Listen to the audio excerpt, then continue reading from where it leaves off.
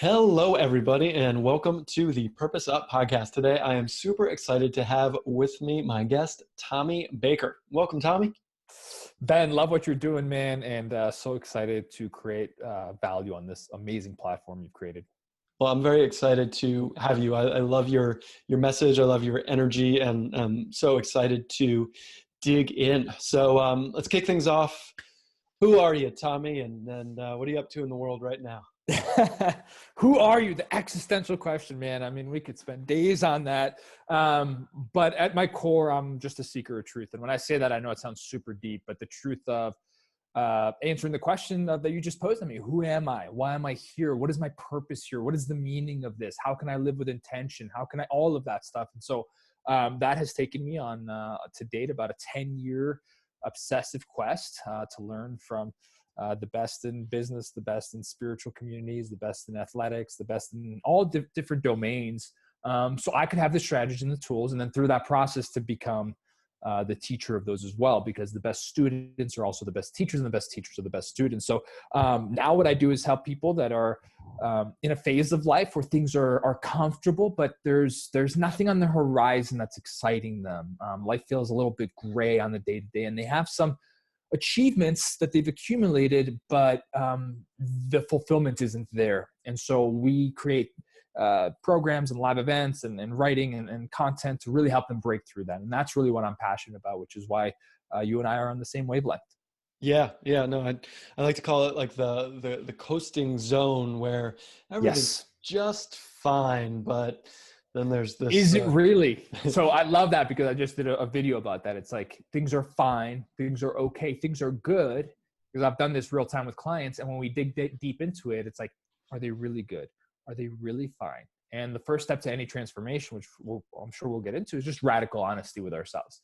Not out of judgment, but just being able to say, you know what, Ben, things aren't fine, right? And especially as men, to be able to say that and say, not only are things aren't fine, can you support me through this? Do you have anything that might help me, right? Asking for help. So I know I'm getting a little bit ahead of myself, but it's important to allow ourselves the honesty with ourselves. It's like, are things really fine, or is there something that's missing, something that we're desiring that isn't part of our experience? And how do we go about achieving it, creating it? Totally. I mean, when I was, in my 20s and up into my late 20s, where I kind of went into my crisis and then seeking phase, I didn't know how to ask for help, had real problems with intimacy with males in terms of really opening up and exposing myself. It felt like I was going to, put my hand out to have it like chopped off. Yes. And it is amazing kind of how, and for me, it was a matter of like numbing myself with booze and with weed to kind of ignore that existential gnawing, as it were. Yes, because it's simmering and we can feel it, and there's some discomfort in there. And I always say, though, if we're willing to live in that discomfort, like truly deeply, there's a breakthrough, there's a gift, there's clarity on the other side. Right. As opposed to numbing it, ignoring it, running away from it. Yeah. That's like short-term, it feels good short-term, but long-term, it creates a lot of pain, a lot of anxiety, a lot of stress.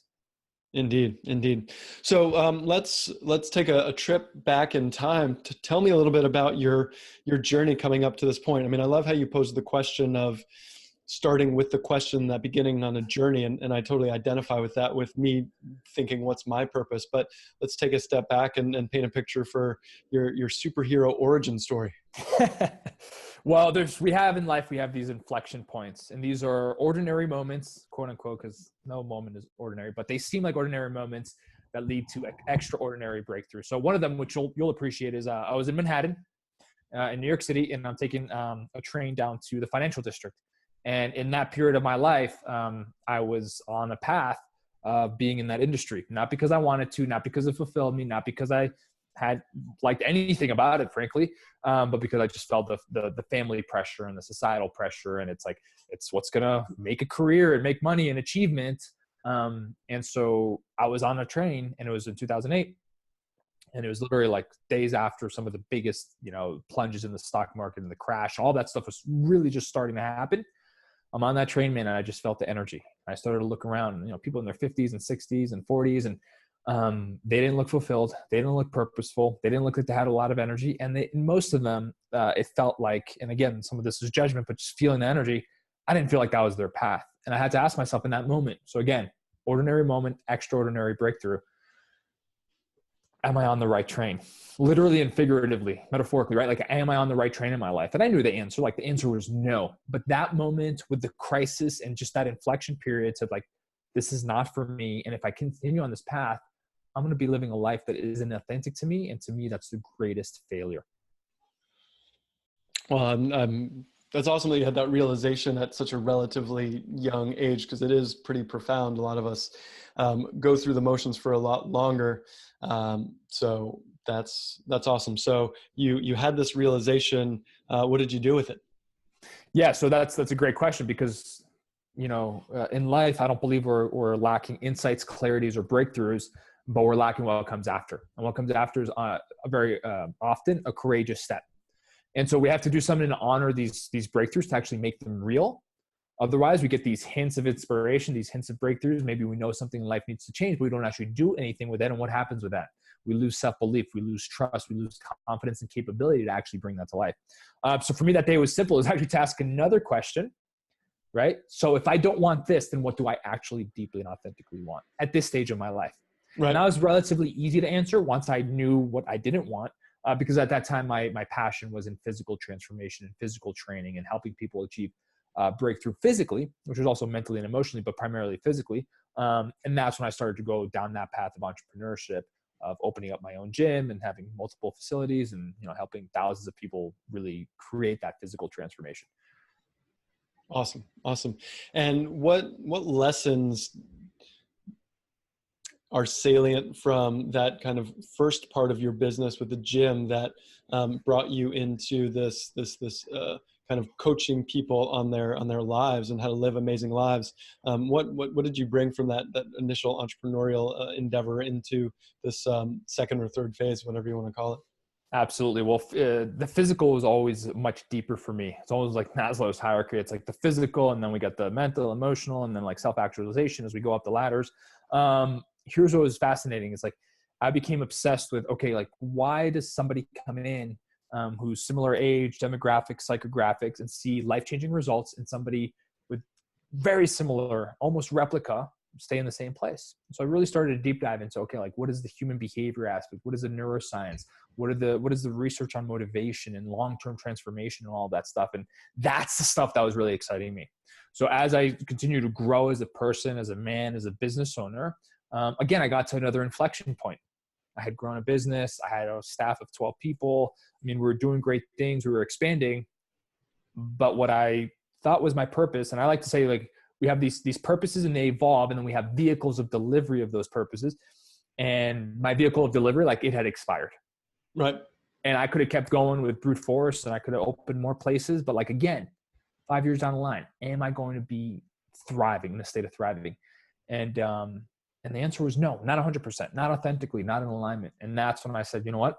I'm going to take my obsession with what's happening in between the ears. Right. And at that point, I had started coaching other gym owners and people in the space with business and mindset and all of that stuff, as well as my thousands of clients. And like, that's what I want to be spending all of my time in. Right. And so again, another moment of radical honesty. I'm actually, again, back in New York City. It's like consistently. And I'm at a dinner table, and it was just one of those moments. It was actually New Year's Eve. And I said, I got to make a change on this right now. Now, the problem was I had just signed a 5-year lease. I had a full staff. I had all the reasons not to do it.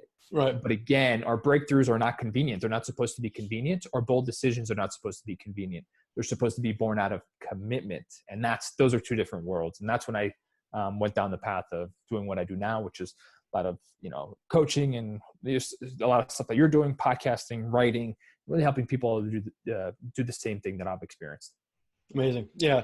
You've brought up some really important concepts, talking about bold decisions, talking about commitment, these kind of pillars of transformational leadership. So I want to dive into that for a sec, but I also want to highlight a point you made about purpose, because it's a consistent theme that I see.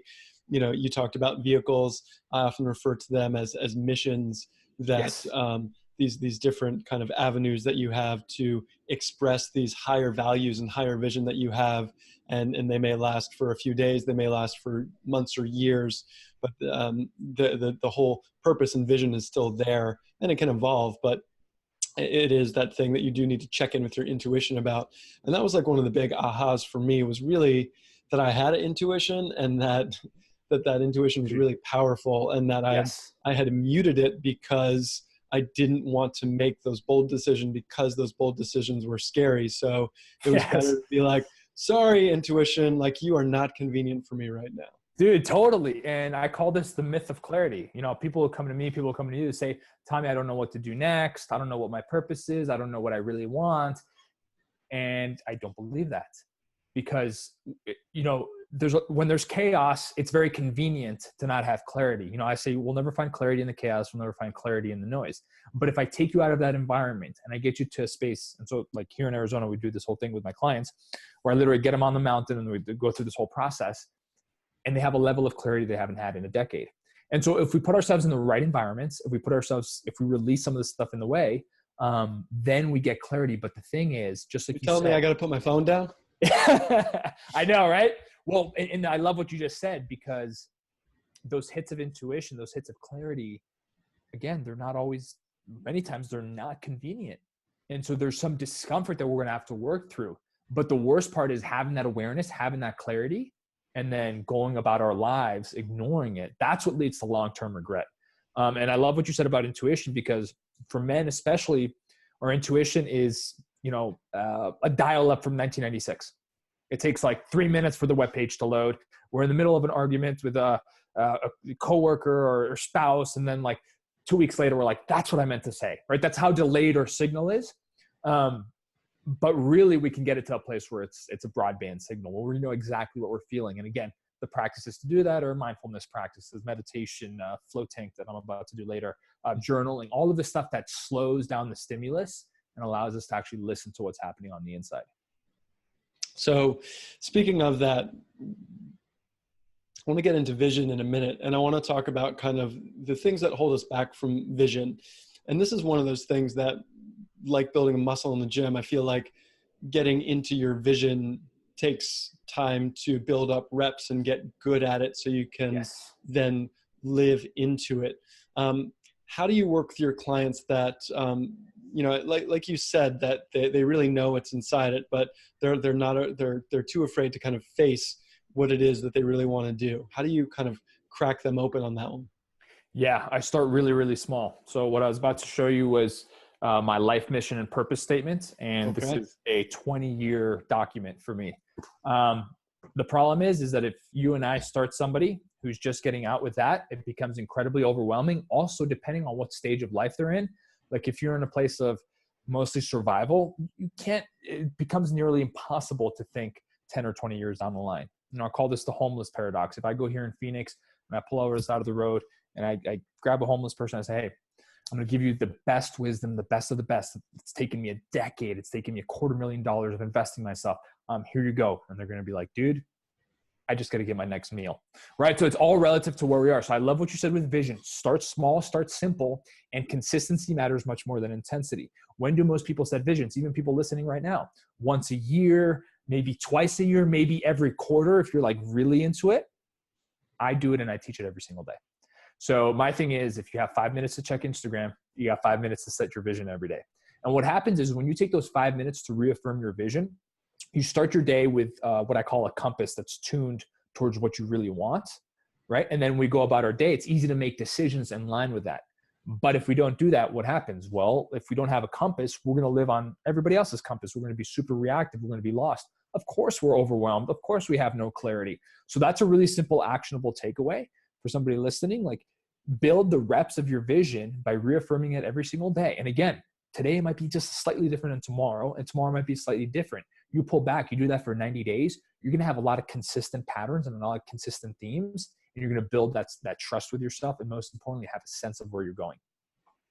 Yep. That's beautiful. It's beautiful. And similar to like those purpose missions, you can have like smaller missions, you know, within your vision. So like, for example, I mentioned the intimacy with men right now. That's something that I'm working to have deeper conversations and enter that space more through the fear of, and it's actually easier with my clients than it is with like longtime friends or, you know, other types of acquaintances to kind of step into that deeper zone of connection. Because I think so Yes. often, like I know for me, like it's always kept keeping people at like arm's distance so I can avoid getting hurt. And Absolutely. it's kind of silly when you think about it, but it's so like automatic. And I think especially for guys. Absolutely. And what you're doing there is like you know that this mission and this project is going to bring you, you know, closer to your vision and really help you there. And I like the way that we break that down, right? Because it's like we sometimes we can set a vision and it can be so daunting. And what happens next? We get stuck in the how. Because if our vision is this mountaintop and I'm all the way down here, well, there's a lot of time and space and a lot of uncertainty in between, right? And so what can we do today that's actually going to move us forward? Can we take that vision and bring it down to right here? And the way that I teach that is just like, okay, we have a North Star vision, and then we're going to set a 90-day target around that vision. And that might be something that you call a mission. And so 90 days is like right here. When you have a 90-day target, every day kind of matters a little bit. But what do most of us do with goal setting? We set a year target. And when you have a year, it's very easy to get lax. So set those targets in terms of 90 days and then just do one thing every single day and move forward into it. And that's how you create even more clarity.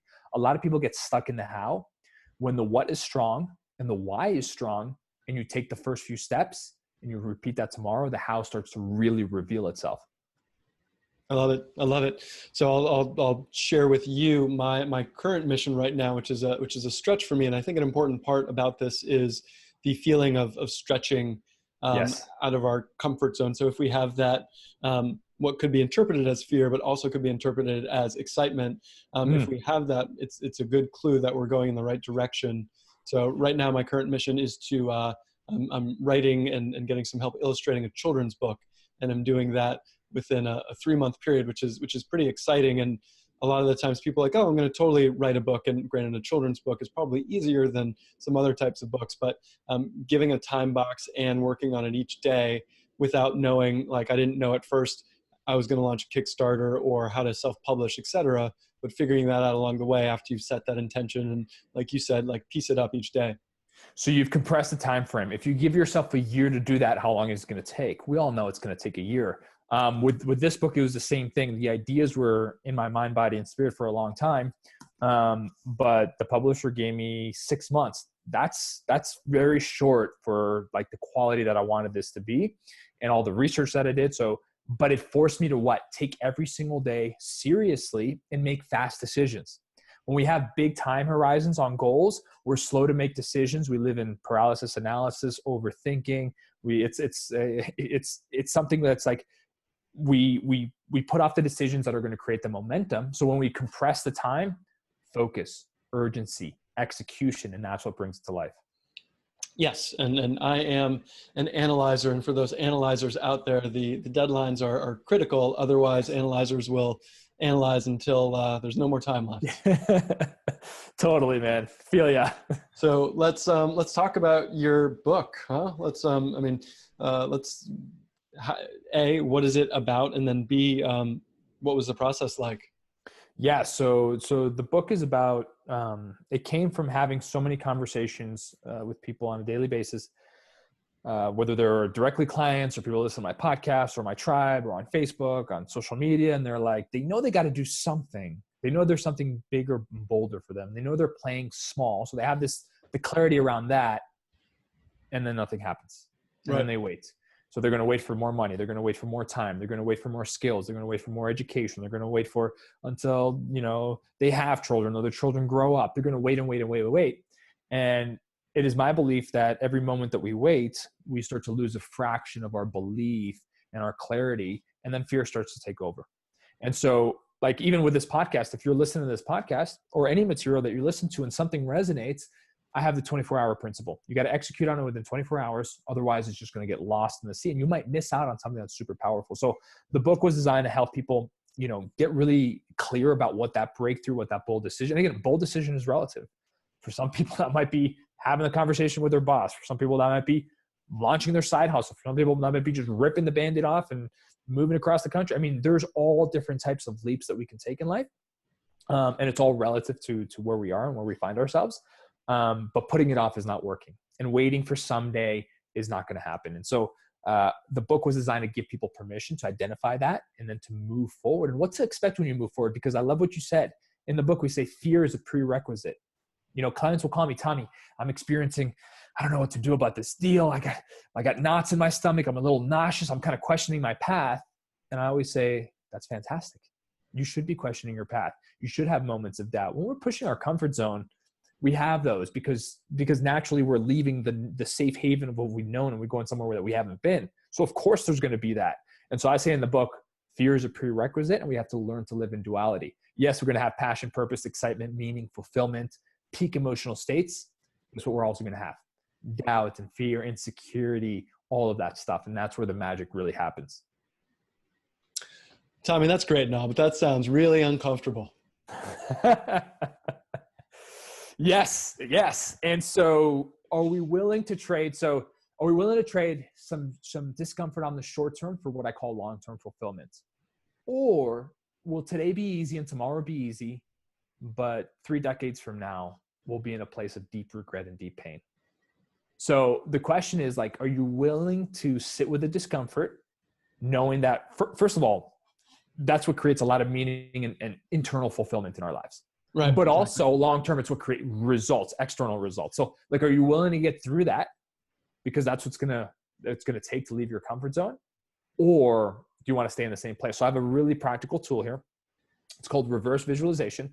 So a lot of times we're taught, hey, visualize the car that you want, the being free and being able to create your own dreams and the relationship that you want. And that's all fantastic. And I think it's great. I like reverse visualization in terms of making bold decisions now. So what we do is we identify some area of our life that needs to change, something that we know we have to do, but we haven't done it. We've been putting it off. And so we literally close our eyes and we go through this exercise. And it's not just like super simple. It's like we go deep into it. We go 5 years down the line. So it is now, let's just say April 2024. And that thing that you haven't done, it hasn't come to life. You've put it off for 5 years. How do you feel? How do you really feel on a daily basis? What is your self-talk? When you look in the mirror, like, what do you see? Well, in your closest relationships, what is the energy that you're bringing into that? So we leverage future regret and we amplify it, because the truth is we're going to end up there and maybe even worse to make a bold decision today. Tommy, you're taking me to a dark place here. We are. Awesome. That's I love that, and I'm just, it's funny. One thing that I want to say is that as you make these bold decisions, start small and get bigger, right? Yes. And you never really regret them, even if it may not be like the right path. So, I started a podcast because I wanted to be able to have these like conversations with people. And I was like, I don't know if I'm going to get at interviewing people. We'll see. And I go back and I know this is similar to your story of starting podcasting too. Like, everyone kind of sucks when they get started, and giving yourself that permission and that self-compassion to have that beginner's mindset as part of that process. But that is leverageable for your next bigger decision. So, for me, when I had the opportunity to go as a full-time coach, terrified to leave like the corporate benefits, terrified to leave that paycheck, but I'd already made a couple big decisions that allowed me to be like, okay, I've built on these, so I'm ready to make this bigger one. Yeah. And it's reconditioning ourselves and then focusing, giving our energy and attention on the things that we have done. So in your case, you were building the reps and inner confidence, right? And this is like real rooted confidence, because you're facing your edges and the resistance and overcoming them. So it's hard to be bold in the high stakes moments of life if we're not bold during the low stakes moments of life. So for somebody listening, like, what made that be? Well, maybe your low stakes is overcoming your resistance every single morning with some type of powerful morning routine where you're setting yourself up, mind, body, and spirit in the right direction and starting the day on your terms. Now, somebody may say, like, that sounds too simple, Tommy. It's not, because you're actually doing exactly what you said. Because every time, and even for me, like, I've been doing morning routines for 7 years, those first few moments in the gym, do I necessarily want to be there? No, I have some resistance. Those first few moments of meditation, I'm like, I'd rather be creating. I have some resistance, but we put in the reps. And so as we go about our day, then when we're on the sales call, we're much more likely to get uncomfortable. And then you just compound that. And then that's when you can make those bold decisions. So I'm totally for people starting small and meeting yourself where you're at, right? Like if you, like the leap of your life sounds really grandiose, but sometimes we need a smaller leap that's going to open a door that we didn't see that was there. And this is where failure comes in, right? When you put yourself out there, you might not get what you wanted. You might get something better. And what I mean by that is that you might not get the exact thing that you thought you wanted, but by putting yourself out there and that quote unquote not working, another door, another opportunity came out. But that would have never happened if you didn't do the initial, if you didn't take that initial leap. And that's what I want people to know. All right. I love it. I love it. Another thing I like about podcasts is I get some free coaching sometimes. So here's a pointed question for you, which I think is important to taking big leaps, is that, and it has to do with vision and intention and being in integrity with the vision. So I've got a vision for building my business big and really serving a lot of people in a meaningful and impactful way to really light people up and wake them up in a similar way that you're doing. Now, how do we get rid of that back door in our head that says, oh, I've got an out in case this doesn't work out and I can do X, Y, Z because we're scared to be fully in it, or we always feel like we need to have an escape hatch. How do we, I don't know if we want to burn that door or if that door is a useful tool, but what's your kind of take on that? Because I feel like it can be sabotage or it can be healthy. What's your take on that? Yeah, I do like to get rid of those doors because we live in a world where focus, bandwidth, and energy and attention come at a premium. And you might have a door that's over here and you might not be looking at it all the time, but your mind knows it's there. So when you go out to make some bold decision, you're actually like 70% because you're like, you know what? I have this fallback right here. So there's powerful ways to create urgency. I'm not saying like to be irresponsible, but then it comes back to a place of alignment. And I talk a lot about alignment in the book. And alignment, to me, the metaphor that I like to use is that, the dreams that we have, the desires, they're doors. And alignment is a key. And on the key, there's all different types of ridges on the key. And so what are the ridges of alignment? Well, it's our thoughts, it's our behaviors, it's our moods, it's our actions, it's the people, the places, environments. I mean, go on and on. And they each represent a little ridge on that key. And the problem is that if you're totally out of alignment, you're going to put the key in the door. It's not going to go in. So, you got some work to do there. But sometimes you're going to put the key in and it's going to go in, but you try to open that thing and it's not working. Why? A couple of ridges are out of alignment. So what do most people do in that circumstance? They pull, they push, they scream, they yell, they do everything. They use all of their energy. That door is not going to open. The moment that we get into alignment, full alignment, then what do? The flick of the wrist, that thing just opens. And so to answer your question, when we have plan B, plan C, and plan D, to me, that's an out of alignment piece, right? We're not energetically all in. We're like almost all in. We're like 79% all the way in. And to me, alignment is binary. So if you're 99.9, hey, that 0.1, that could be the missing link that, guess what, opens that door.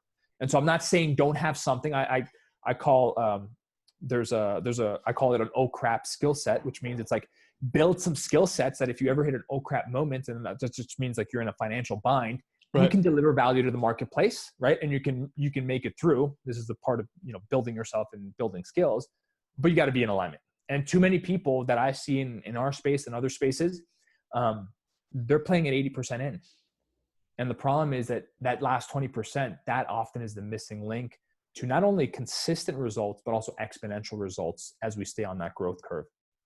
All right. I love that key metaphor. I think that's, it helps illustrate it really well, especially that struggle when it fits in, but it doesn't really open the door. That's where the friction comes in, right? That's where it takes so much willpower. And we've all been there. And I'm saying we don't need to spend our energy there if we're in alignment, right? This is like, because that doesn't last long. And also it doesn't work. The door doesn't open. So we have to get back in a place where it's like, okay, we got to check ourselves. Am I really in alignment? And again, going back to intuition, we usually know if we're a few clicks off. And again, we have the power to change that. Yeah. Yeah. It reminds me of a Gandhi quote that happiness is when what we do, say, and think are all aligned. Ooh, love that. Yes. Yeah. And that's kind of a simple way to capture that key metaphor. What are the other kind of key messages in your book that are important for people to know? One of them, we went deep on the study of regret. And so spoke to some of the best researchers in the country around this topic of regret.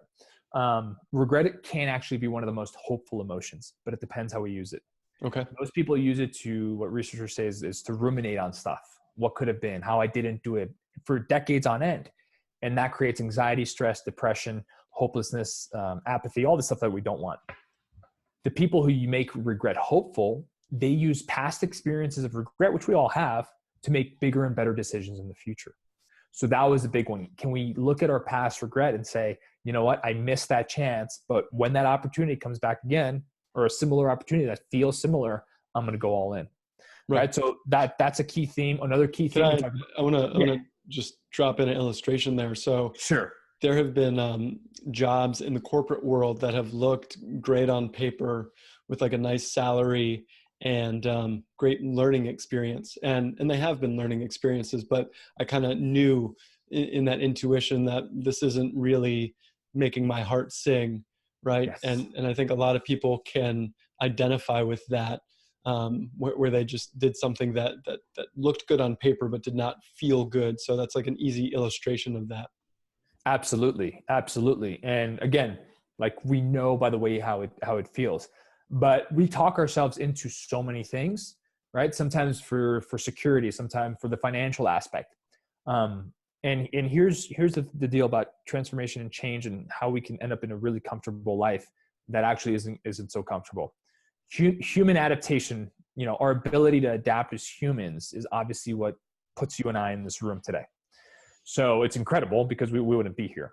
That same ability to adapt to painful circumstances is what holds so many people back. So let me explain. So you go into that job and you're like, you know what, Tommy and Ben, I'm going to be in this job because it's going to pay the bills. I'm going to be here for 2 months, 3 months. And early on, it's not for you.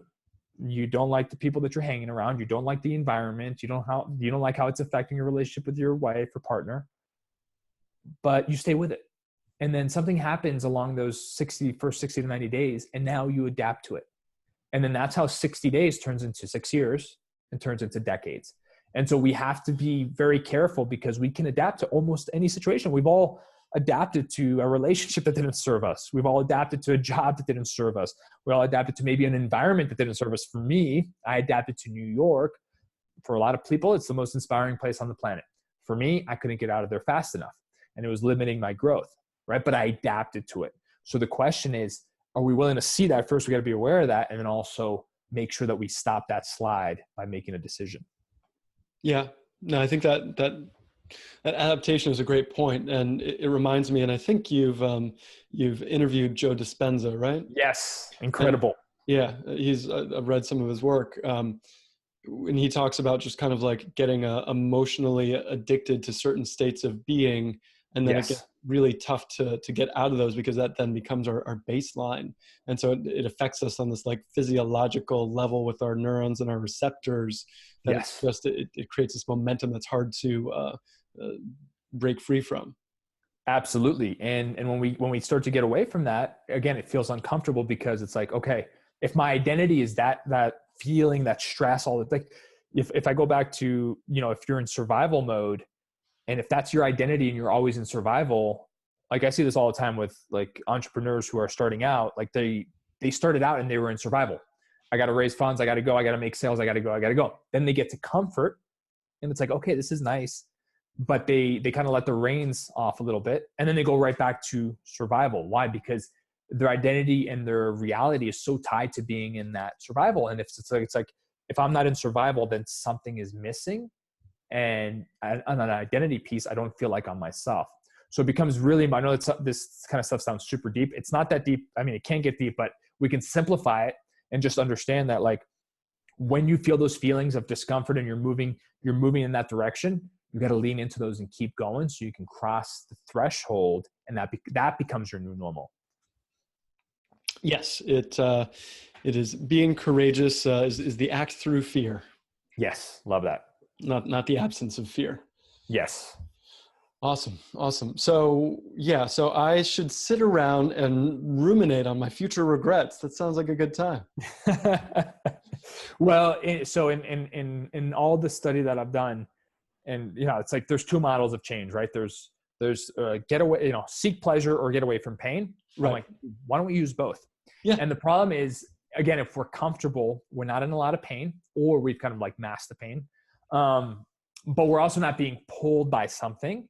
So to me, there's this beautiful kind of like middle space where we're amplifying the consequences of not taking action today, making a bold decision, but we're also being pulled by something much bigger. And early on with the things that we create, they're about ourselves.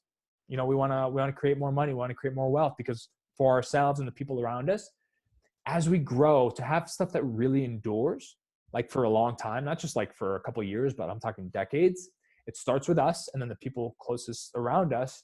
And then it's about the people that are missing out if we don't keep growing and expanding. And when we can focus on that, we don't need motivation. We don't need to be hyped up. We just do it because it's much bigger than us. Yes, it includes us and the people closest to us, but it's also much bigger than us. Right. So in other words, like when you've got a vision of other people being helped out or lit up, and you realize that that has effects that can reverberate, that Yes. can spread out in the world, you're like, this is going to get me over my ego conversation in my head, because I know that getting out of bed early, working on the stuff is going to have an impact, and that's going to be amazing. Exactly. And again, if you're in a place where it's like you're not paying the bills, it can be very hard to think about somebody's impact over there. So we have to start with ourselves and get internally motivated to do it for ourselves. But then as we grow, to sustain it and to keep growing, it's about the people around us. Yes, yes. And I think in addition to that, talking about that survival mode, even simple acts of service to others, taking it from the exponential route to one-on-one even, is a great place to start to focus that anxiety and that self-centeredness onto somebody else, to realize that even if I'm in this position of survival, I can still be of service, and that service really gives something back to me. Yeah, and a practical step, and that's such a great point. It's like don't wait to create some type of impact, and start with the smallest number. A tool that I use in my morning routine and some of the stuff that I teach is just called an act of encouragement every single day. And the act of encouragement is like, I'll and this is after I've gone off airplane mode and all of the stuff. Maybe I'll preload it, but I'll say, Ben, dude, love what you're doing. The podcast is incredible, and you're really inspiring a lot of people. So, or whatever, somebody in my circle, by acknowledging them, right? It makes me feel better. We've all had that day that was like not working well, and we were in a lot of stress, but we found a circumstance where maybe we gave a compliment, maybe we gave a smile, maybe we gave something. We're like, hey, I feel just a little bit lighter. This is that in action every single day. And so by doing that, we feel better, they feel lifted up, and we create really powerful energy. So I love that. Like, don't wait to give. You can encourage somebody every single day. And that actually is what makes us feel so much better. It takes the focus off like, okay, what's not working in my life? What's missing in my life? And it's like, here. And then that energy alone, it's like, wow, like this is powerful. Like this is palpable. Now I can create something from this. Yep. I mean, that's what changes the world. The love, the connection, and the commitment to it, right? Absolutely. Small. Everybody wants to do these huge things. And I love that you said that, because it starts really, really small. I have this test that I have people run through. It's called the smartphone test. You grab your smartphone, you look at your last 10 texts. If 8 of them aren't in a state of empowerment and, like lifting you up in some capacity, giving you energy, giving you life force, you got to work on your tribe a little bit. And ideally the standard should be 10 out of 10. But if you're having messages that are rooted in like negativity or gossip or fluff, that's going to tell me that your environment, your tribe isn't really setting you up for a place of thriving. And this journey of growth, this journey of like consistently achievement and fulfillment, you can't play it alone, because you're going to have days where it's going to be really hard. You're going to have to lean on someone. Right. And that's when your tribe really helps you out. Awesome. And I think that's a nice segue into an invitation to anyone who doesn't have like a good support system around them to seek one out, whether it's like a group coaching program or a men's or women's meetup group, or something where you can connect with like-minded individuals that can hold you to your highest self, rather than often people we default hang around with, which don't often lend us to our highest selves. Yeah. And I have a simple question. Like, if you look at your circle, Are they real friends, or are they only comfortable until you grow a certain amount, and then they get uncomfortable and they'll find ways to bring you down? I know that sounds a little intense, but it's very true. A lot of times we have unspoken agreements. It's like, I'm connected here with Ben, and if I grow too much, then one of us gets uncomfortable, and it's like, we have to make sure that in our circles, that's not happening. Because I'm not talking about big ways of bringing us down. It's the person who maybe you've been going to happy hour every single Thursday for the last 3 months, and it's expected, and it's an unspoken agreement. And one day you say, hey, I'm actually going to go to the CrossFit gym. I'm going to go to yoga. I'm going to go to this personal development seminar. I'm going to go listen to Ben at some workshop. And your coworker does a passive aggressive comment, or somebody in your circle does a passive aggressive comment. That's that example of, you're putting yourself out there. You're going against what you've done. You're trying something new. And it takes a lot of fortitude. And that's why you need a backbone. And if you don't have it, start with one person. And these days, there's no excuses. There's amazing communities, the ones you've built, the ones so many other have built. Like, if it has to be virtual for a little while, make it happen. But start with one and start putting yourself in those environments where it's like, if I tell you my goals, Ben, you'll know you're in the right circle if you tell someone your goals and they're like, how can I help? Really? You sure? I think you can do that a little bit faster, right? Like or by when? When are you going to do that? Awesome, Right. Ben, you're going to finish that children's book. All right, by when? How can I support you? And you'll know you're in the wrong circle if they're making fun of it, or they say, it's time to get real, or that's never going to work, or why waste your time on that? Or I saw somebody else do it and it didn't work, so you shouldn't do it. Like, we can really know. And I only speak this because I've had a disempowering circle, and it made my growth so much harder. And now that I look around and I have amazing people and we're having amazing conversations like this all the time, it's like, man, this path, it makes it so much more fun, and it makes it at times effortless, and it makes it like we're all in this together. And I believe we should all feel that. We all can feel that. Amen. Amen. I agree with you 100%. I'm Beautifully said. rambling now. I'm buying what you're selling. I'm buying what you're selling. What have we not covered that my audience needs to know? Yeah, I think what's missing is, a big part of the book is about risk too, the perception of risk. And so a lot of times when we're trying new things, we're going to talk ourselves into saying like, that's, it's too risky, or somebody else like it's super risky. And I encourage you to flip the script. Because, and I say this in the book, the greatest risk is not taking one. The greatest risk is knowing that you're on a path that's not for you, and staying on that path and talking yourself into it, because, hey, I'm on this path. I've already put 7 years into this career. I have to keep going, because what about the last 7 years? And it's like, no, because you're only going to perpetuate that. So, one thing I'd like to add is like, what is your perception of risk? And is it actually serving you towards getting you what you really desire? Or is it keeping you stuck somewhere that years down the line, you're going to wake up and be like, I didn't sign up for this. And you might achieve stuff. You might get great achievements, but like deep down, how you're going to be feeling on a daily basis. Right. I hung out with a Super Bowl champion recently, and that's the pinnacle of achievement. Like, there's nothing like, especially in America, like that is here on achievement. And he was telling me he was in his hotel room, after the insanity died down, and he felt emptiness. Because all along the way, he wasn't fulfilling himself. And so watch out with that, because that's a dark place, and you can get out of it, but why bother? And especially now in this world where this type of information, by you taking courageous action and taking the leaps that you've taken, because you're living the principles of the light of the book. Now we're having these conversations, and that's the empowering part about it. Awesome. 2 quick questions. These are easy ones. What keeps you up at night, and what gets you out of bed in the morning? Oh, nice. It's powerful. So the first one is what resistance am I going to work through today? Like, where am I going to be challenged? Where am I going to be pushed physically, mentally, emotionally, and spiritually, and learn something about myself that I didn't know yesterday? So I think when you're on the path of growth, to me, that's the exciting part. And right now, what's keeping me up at night is the book launch.